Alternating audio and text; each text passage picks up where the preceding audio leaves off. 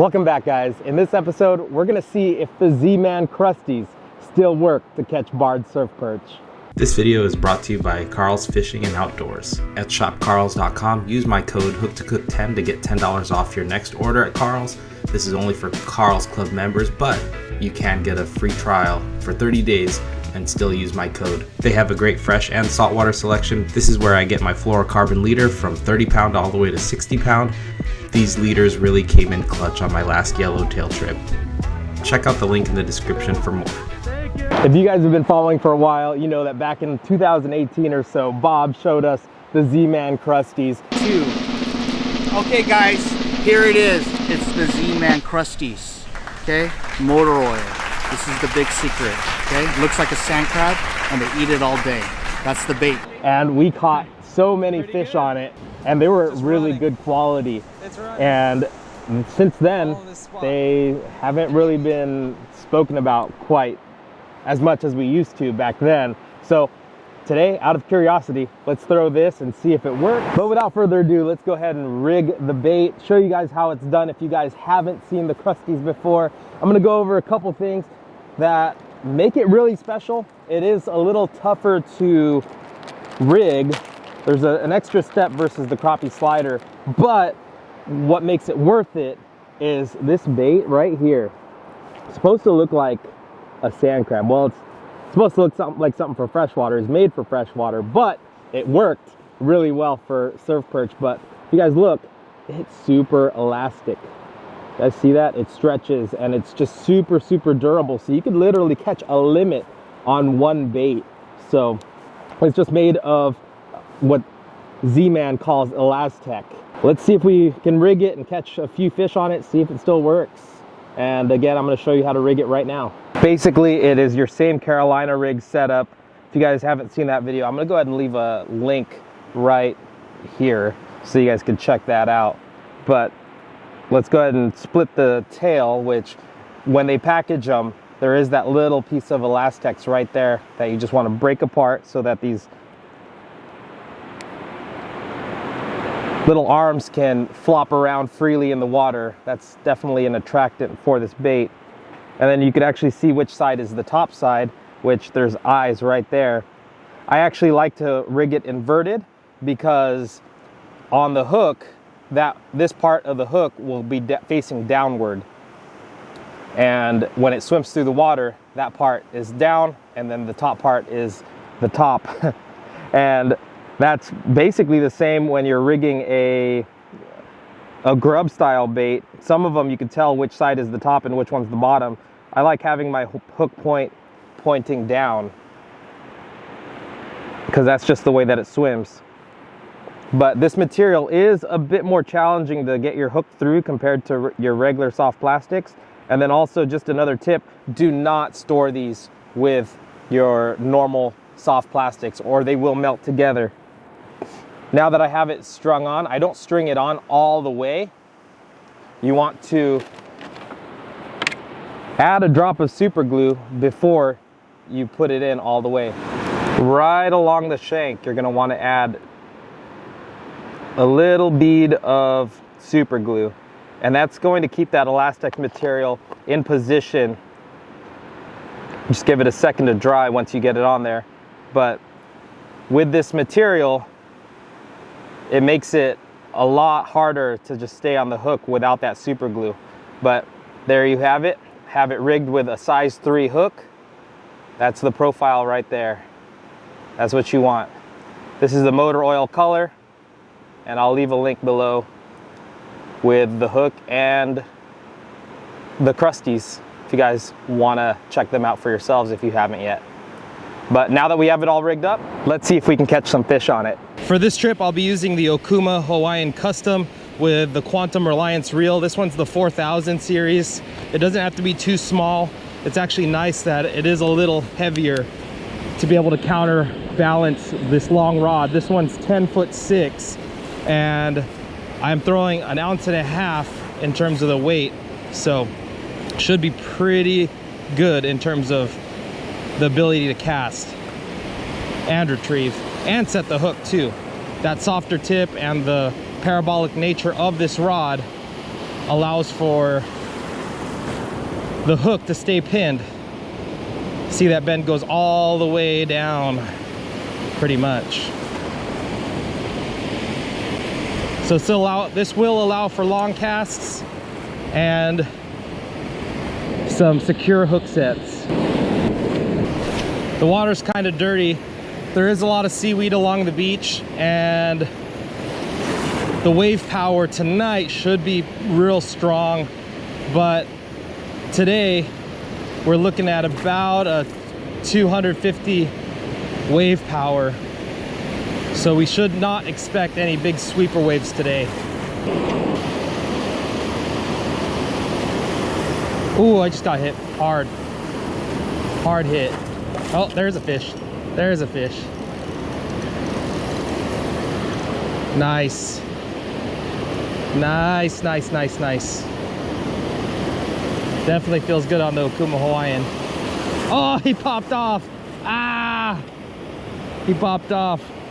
Let's see, check our bait. Yep, all the limbs are still there. Darn it. My drag was too loose. You could hear it peeling a little bit. All right. All right, at least I know they're here. That was a good fish. I'll get them next time. Get a better hook set, and I'll set my drag properly. That was the problem.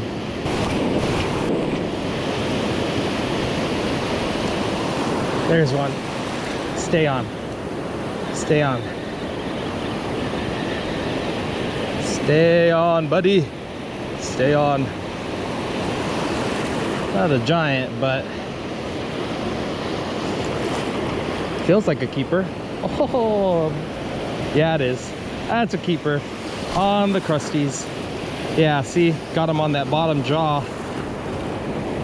He was not going anywhere. And again, you could use the same one over and over and over and over. But there you go. First fish. And if you guys saw the last video, I went over how to keep your fish fresh while you're out here, and you don't have to put your fish away somewhere else and lose your spot. Just pop the gills and put them in the sport mesh bag. Let them hang in the water and bleed out. But that's one on the Crusteaz. There's one.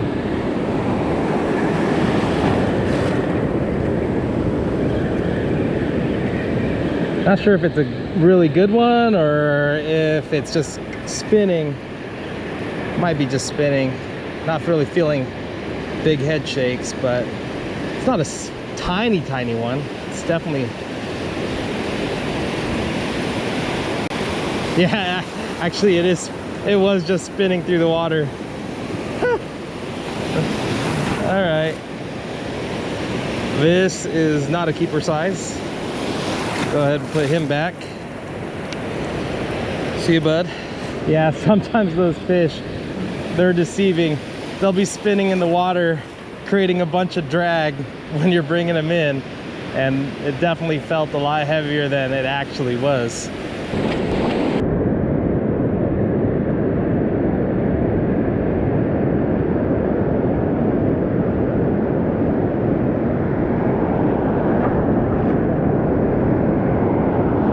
Really swept into that one.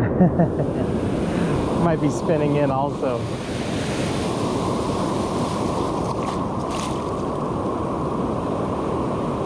Just the fact that this thing mimics sand crabs and is highly visible with that motor oil color in this dirty water, the fish are still able to find it.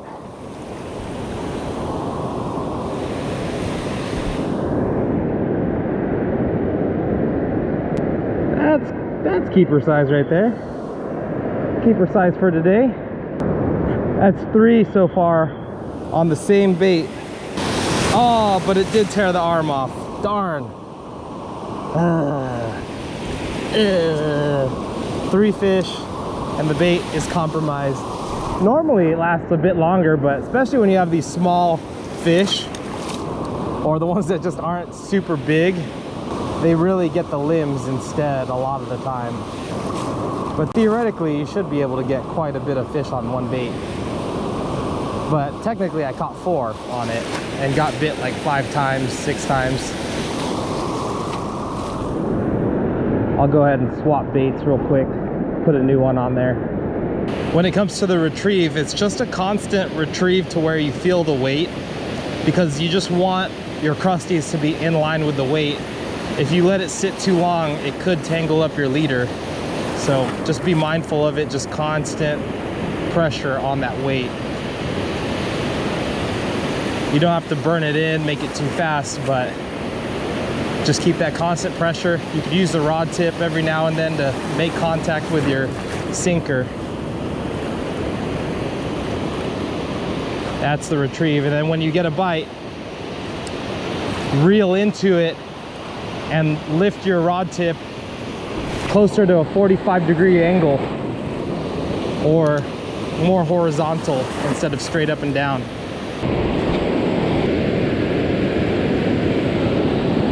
Oh, that's a good one. I felt him slurp that one. Might not be that good, but it's good. Better. Literally felt him inhale it. I didn't really feel the pressure, I just felt the tick. Kind of like a bass jig bite. That felt good.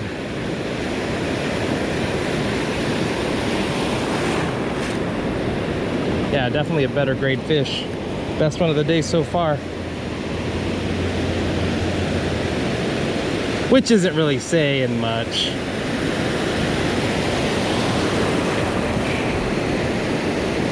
No giants today, but that's all right. 3rd keeper on the crusties. 2nd bait. The bite's starting to turn on a little bit. Ooh, good one. Nice hit. I can actually feel head shakes on this one.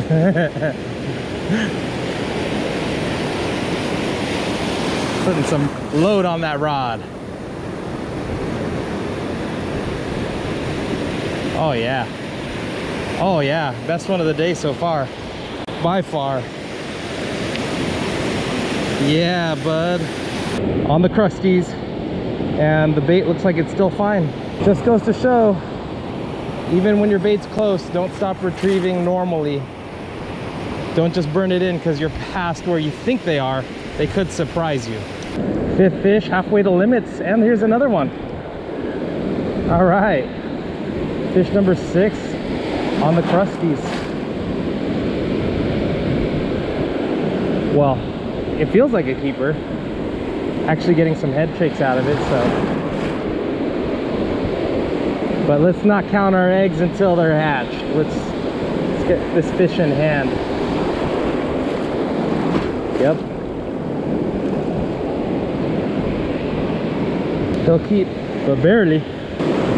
These fish will be all donated to Dad. He's not able to come out as much as he used to, so it'll be nice to give him some perch. He'll be back in a future episode. What do you guys think? Is 6 keepers enough to prove that the crusties still work? I think so. So peak high tide was at 6 o'clock. It's currently 10:48. Peak low tide was 10:30. Fish pretty much the outgoing tide. And what is the verdict on the Z-Mans still being a good bait? They're still definitely viable, guys. Don't sleep on the crusties. Yeah, we got on an epic bite a few years ago, and it got me thinking, like, is it still gonna be an epic bite with the crusties? I have a feeling that it still can be if the fish were in numbers.